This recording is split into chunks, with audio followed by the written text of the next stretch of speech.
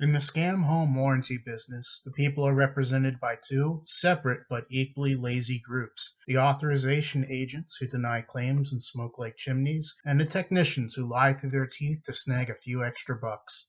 These are their stories. Thank you for coming by again for another video from Scam Home Warranty, this one being the top 5 office drama stories, part 1. Story number 5: The No Cap and the Slow Clap. Sunday morning, sometime in June, two things happened that were extremely unusual, but were resolved before the next day. The freestyle coffee machine in the break room broke, and sales called me out of the blue. I was in the middle of a Burger King hash brown and cheeseburger sandwich when my phone rang with sales on the ID. "Hello?" I answered. Sales guy asked, "I'm trying to reach somebody in off." I said, "I'm in off." Sales guy said, "Do you have a supervisor today?" I said, "No, they don't come in on the weekends, but I thought sales didn't work weekends either." Basically, our Special Performance Incentive Fund, SPIF, is doubled for any weekend policies we sell. I said I had no idea what that meant. The sales guy explained, "It's like a bonus we get, but look, that's not why I called. Well, actually, it is related." I said, "Okay. Well, how well do you know the policy?" I said I memorized it during training. He said, "Great. Listen, I need a favor. I got a customer on the line, multi-property, willing to pay 3 years in advance." I said, "That sounds good to me." He explained, he's very particular about the policy. He wants a no-cap policy. I said, "All right." Sales guy continued, "Have you ever seen one before?" I said, "Yeah, I saw it on a VIP client once. It also had a no rust provision. I hated that customer so much. You have no idea." He asked, "Can you make me one?" I said, "Of course." He said, "Can you do it right now while the customer's still on hold?" I said, "Probably. I only have to change like 20 terms. It won't take very long at all. But what's in it for me?" He asked, "How about lunch?" I said, "Fine, but I want Pizza Hut. Send 3 stuffed crust pizzas, 1 pepperoni, 1 meat lovers, and 1 extra cheese up to off." He countered with 1. I countered with 2, and I'll cover your ass on the policy. He said, "Deal. Here's my email. The second I have the policy in my inbox, I'll pull the trigger on your lunch." So I pulled out our boilerplate policy for realty customers and did a find and replace search on the word cap. There were a few more caps than I thought at first, because every section has their own cap. After removing all the caps from the covered sections, I went into scumbag mode. On the second to last page, there is a section that nobody reads. I've only had to use it twice in my entire career. It's called aggregate coverage. Yes, every section does have a cap, so too does the entire policy. That just means that we'd never have to pay out more on a single customer in a single year beyond X thousand dollars. But the word cap didn't appear anywhere in that section.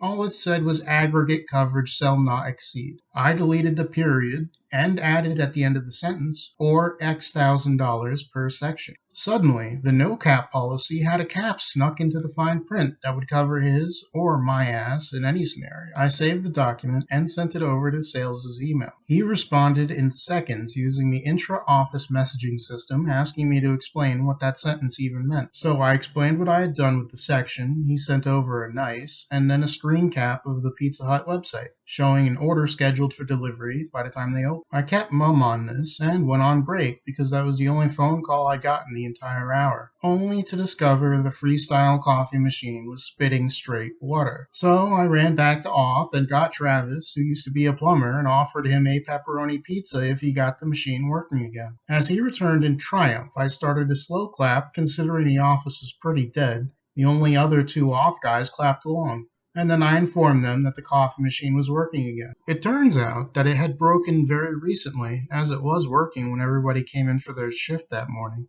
So we think somebody working a weekend in customer service broke it. That Sunday was pretty fun, a rarity at Scam Home Warranty, but it's not the best pizza-related story I have there by a long shot. But that is a story for another time. An epilogue to this is that I never saw that policy called in on a claim.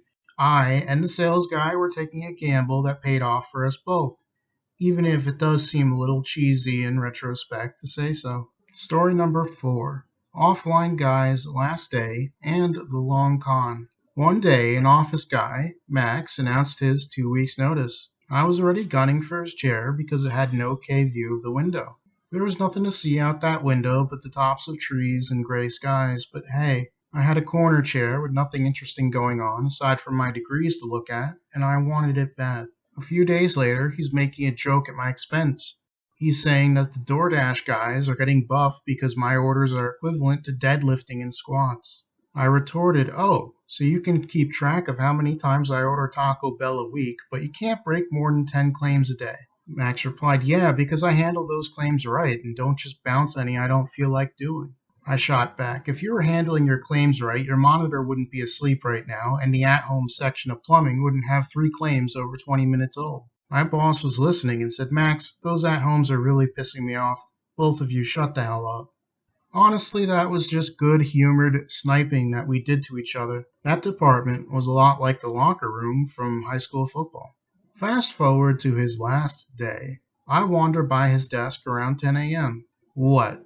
Max asked. "Just scoping out my new desk is all," I said. "I haven't even left yet, asshole." "Just make sure it's clean when you leave today," I said with a huge smile. 11:30 rolls around, and I had already confirmed Max didn't bring any food with him. I know for a fact he's going to go on his lunch around 12:30, so I make some moves on my phone and don't tell anyone. Several people are messaging me, asking in the group chat what I'm going to order for lunch, and I'm being very evasive, saying I hadn't decided yet, but will be driving out on my own around 12:30, and I'll keep them in the loop before then. It's 12:25, and I feel that buzz in my phone, and I know my plan was executed flawlessly. "Hey Max, are you hungry, dude?" He said, "Yeah, I am. Why, are you going to Burger King or something?" I said, "Why, are you in the mood for a burger today?" Max said, "Actually, yes, I've been wanting one all day." I pulled out a stack of paper plates, a jar of plastic forks, and a big bottle of squeezy ketchup, and set them all up on the desk on the other side of the row that was empty. Max saw me doing so and asked, "Yo, you got food in the fridge or something?" And just then the front desk lady walked into off carrying 2 White Castle Crave cases. She said, "Well, now you've got my mouth watering, and I'm going to pretend I'm not on a diet."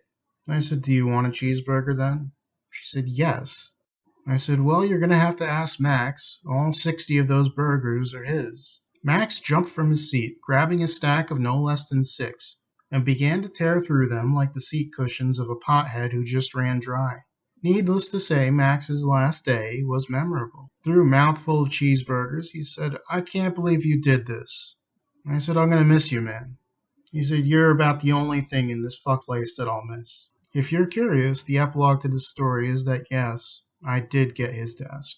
Story number 3, a hostile takeover from customer service, and the chicken fries. Now here's a little bit of background you might need.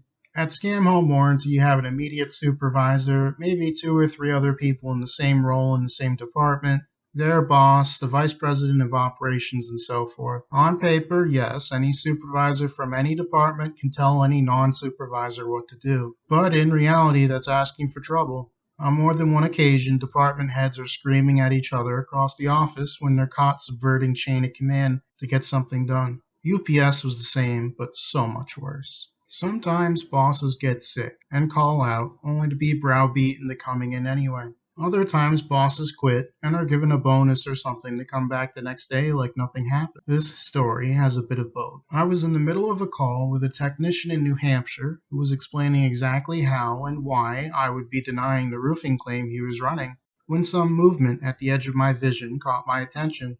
I watched in amazement as my boss went running out of the office, pulling on his coat as he went. A moment or so later, the group chat exploded. Rumors were birthed and dismissed as quickly as bubbles in a Sprite cranberry.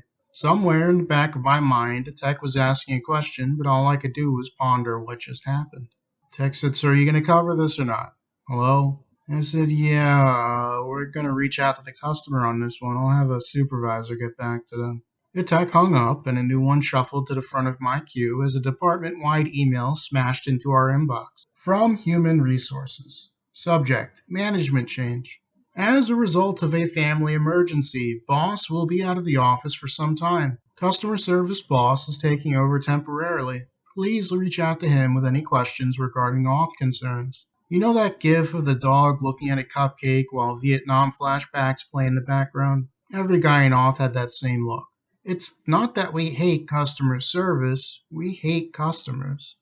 With customer service in charge of Auth, we all were very worried. Even the cockiest, most senior Auth guys were extremely uncomfortable after reading that email. It didn't take long before an email follow up from that same customer service boss proved our worst fears grounded. From customer service boss. Subject: authorization changes. Hi peeps, we got a few things to go over to make this transition smoother. Denials will now need a soup to sign off on. I am sending over 2 customer service supervisors to support the existing auth soups to assist in that matter. Reassigns of the claim will require a supervisor to sign off on. Buyouts will require pictures from now on. That's about it. Let's stay positive, okay, peeps? I wanted to scream. Instead, I snatched open my phone and ordered 2 of the biggest chicken fry servings Burger King had at the time and kept my day moving. By the time my food arrived, the office was about ready to break. Several senior auth guys refused to seek supervisor approval on denials and were actively arguing with those same soups who impotently tried to maintain a sense of authority despite never having worked in auth before. I simply covered claims that I could have denied or bought out. My average auth was untenably high for the day, and even the techs were wondering what the hell was going on as I approved parts worth more than the unit.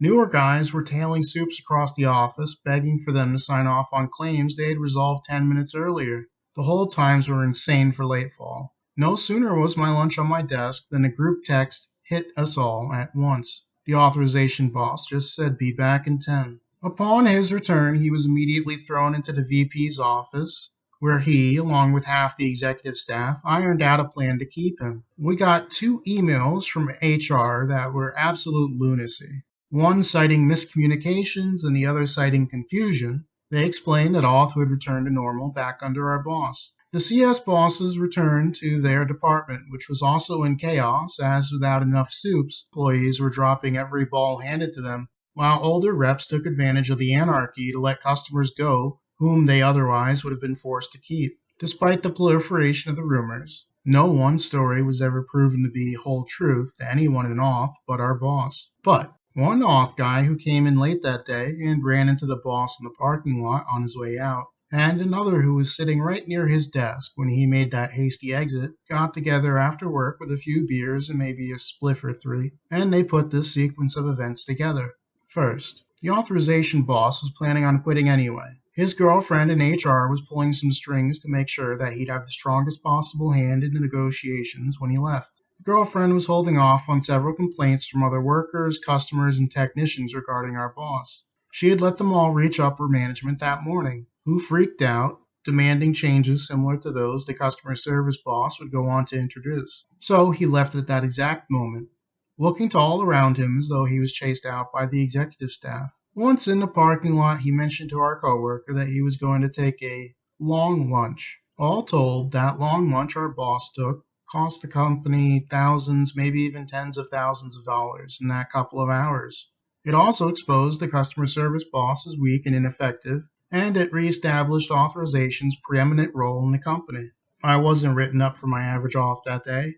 Customer service reps who hung up on customers were not written off. It was as though the day was cordoned off and quarantined in the mind of management. The epilogue to this story is that the way the customer service boss left was far less grandiose a few months later, but that might be because he didn't have somebody on his side deeper in the company, as his wife had quit a few months earlier. That is really not much of a story on its own, but this is someone who was rumored to have been seriously considered for the vice president spot when it first opened, long before I ever started working there. He had been with the company long enough to have been one of its first 50 employees, despite never having left customer service. He is kind of a tragic character, but so too is the guy writing this story. And seriously, what functioning adult still uses the term peeps? Story number 2. Cleaning out the queue. Put me in, coach. After my pseudo-promotion to offline, they still put me on the phones from time to time. This isn't one of those stories, at least not at first. A couple of people called out on Friday, and in other news, Halloween is bad for your teeth. I'm handling every single at-home claim the entire day, while they keep pulling other offline guys for online work. Today was payday, but the check cleared last night, so many are hungover at least, and others far worse. But I don't have a social life and just pound away like any other day, hitting my first 100 claims before lunch.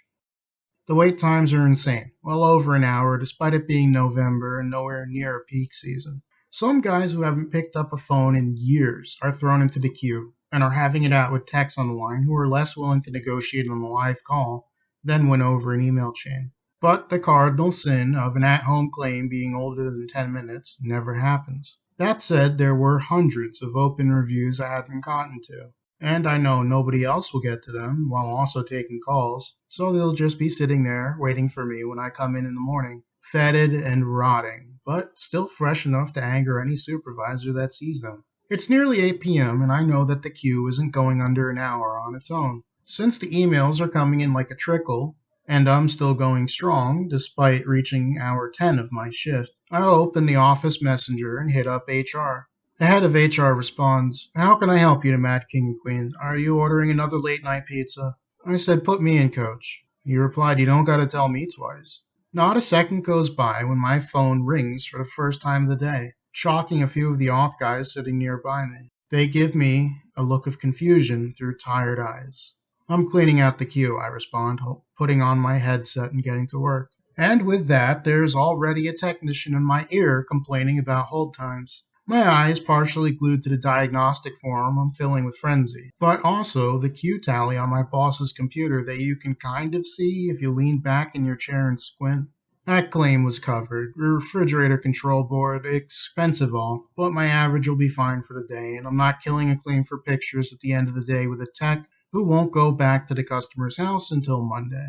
Next claim, denied. Arcing microwave. Tech apologized, said his portal was locked out, or he'd have emailed it in. I unlocked it for him. Don't know, don't care why it was locked in the first place, but it got him to hang up.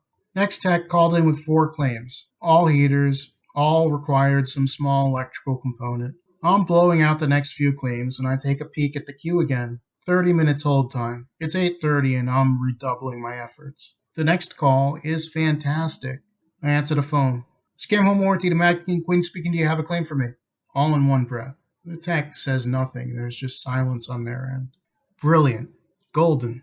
Unadulterated silence. Some auth guys will put the line on mute and browse their phone or whatever, and let it click out on its own after a few minutes. But I wait the 1, 2, 3, 4, and 5 seconds that I have to before I can hang up per company policy. Click. Next call is a plumber. Next call is a plumber. Covered a toilet rebuild in record time, had him off my line in less than a minute. Maybe that customer was over their cap, maybe it was a pre-existing condition, maybe I missed the denial, but you know what? Less than a minute. That's all that matters this late at night. Next call is an oven that was rusted out. Killed it for rust. Next is a leaking refrigerator. Killed it for leaks of any kind. Freon or water, it doesn't matter. Garage door opener claim. Covered it, but I know for a fact that tech did the job already, and I could have killed it for work done without auth, but I didn't have the time or the willpower to fight it. Heater had a gas leak? Kill it for leak search. Freon or gas, doesn't matter. A water heater needed a new heating element or two? Well, the tech didn't fight me when I offered him his guide price, so good to go. The leaking sink, where's it leaking from? The handle? Yeah, that's not covered. My mind is swimming when I peek again at the queue. 5 minutes hold time, and it's just a little bit after 9. The next 2 calls are empty. 1, 2, 3, 4, 5. Click. My last call of the night is one that could have gotten me fired if somebody pulled it, but I was 20 seconds away from being out the door and on my way home. And if bluffing a call was the only way to do it, I'd do it. The call comes in. I don't recognize the number. It's not somebody I've dealt with all day, most likely. "Scam home warranty to Mac King Queen here. Do you have a claim number, please?" On the text side of the line, I can hear a loud shuffling noise, and the phone is moved around quickly. "Oh, I'll have to call you back." "Thank you." Click. Now, they clearly were on the phone with somebody else and had just informed the mysterious third party that they were going to call them back and take the scam home warranty call. But I must have misinterpreted the situation. Very nice of them to say they'll call us back later, especially since that was the last call in the queue. Funny thing, that call. Whoops. Less than a minute later, I'm jogging towards my car in the third or fourth nicest parking spot in the entire lot, directly in front of the door, first row, and in the shade that morning, since I got in around 7 a.m. and was one of the first people in the office. Epilogue to the claim is that nobody ever mentioned that last call. The day was done, and a new wave of work would arrive the next morning, caring not for my efforts the night previous. Story number 1: The Watering Hole Gold and the Black Oven. Anyone who's worked in a call center can tell you about the water. Fact is, you're on the phone all day talking to dozens or hundreds of people, and you tend to get pretty dry and hoarse very quickly. Now, we had 4 refrigerators in the break room, but 2 were only for bottled water. Although some new people put random stuff in there only to find it gone later in the day, either as a lesson to keep the fridges separate, or whatever was in the bag was too attractive to pass up. Water got refilled on Mondays by a different company that did the vending machines for some reason, so you were almost guaranteed to find no bottles come the weekend. Despite no less than 2 emails threatening write ups if any employee was caught hoarding water, it still happened more often than not. It is a sweltering Monday outside in July with not a cloud in the sky, and payday is 4 days away, when something unexpected happened, which spread through authorizations like mist in a cemetery. The water didn't show up. Usually they come to restock the water pretty early in the day. By the time most people started their shifts at 9, it was full of new bottles, but it's almost lunch and there's not a single bottle to be found. Some desperate reps are filling up paper cups at the sink and chugging it straight, which wouldn't be a problem, but I know for a fact that sink hasn't been cleaned more than twice in as many years, and it saw as much traffic during the day as a turnstile in New York City during rush hour. I make a few surreptitious glances around before sneaking over to the empty desk 2 rows down where my own secret stash lay, but when I opened the drawer there was not a single bottle in there. Not the dozen or so I'd squirreled away over the weeks at least. And then I recalled the customer service rep who'd asked me for a bottle a couple of days earlier, and I pointed at the desk like a damn fool. She either cleaned me out or told somebody who did. Before I knew it, I was shoveling singles into the vending machine to grab a few bottles for myself before it too was cleaned out. Getting back to my desk, I realized that this entire time I had a tech on hold, something that my boss had, of course, noticed, coming over and stealing a bottle while shooting me a look dirtier than the off trash cans. Putting the tech back in my headset, I said, "Thank you for holding. My apologies." Tech said, "I sent in that picture of the oven yesterday. Why is this claim still in vendor callback?" I asked, "You got it from this number, right?" He said, "Yep, I'm pretty sure we went over this 10 minutes ago as well." I pull up the Google phone and check, and indeed, there is the oven that we were talking about. I navigate back to the dashboard and look at the claim more closely. This picture was everything I needed to kill it on the spot.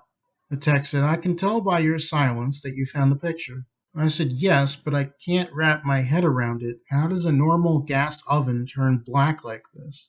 The text said, "My boss would have me claim it's normal wear and tear, but I'm not a liar, son. The customer is, though. She's saying it happened just last week, but that black isn't some layer of grease you can paint on like that. That's crusted in deep. But now that you got the picture, I can tell you what I think might have happened, but I don't want that getting back to the customer or nothing. You hear?" I said, "I can kill it from here. Anything you tell me will just satisfy my own curiosity." He said, "Good. Well, I don't think that's her stove. I think it got purchased or stolen from some kind of fire damaged place or something." I said, "How in the world could you know that?" He said, "There's one junkyard in town. There's been one fire in town in years, and this lady's kitchen ain't built the right way for an oven of this size. It's like she had a cooktop as part of a counter or something and had that ripped out, and then threw this hunk of junk in there to catch a few bucks from you." I said, "That would explain almost everything, but still, that has to be more trouble than it's worth, right?" Tech replied, "She ain't all there. I think she's got a son or nephew living with her who might have given her the idea." "All that work for a chance at a $300 buyout?" I said. "That's just tragic." "What's tragic is she stiffed me on the service call fee. You all gonna pay for that?"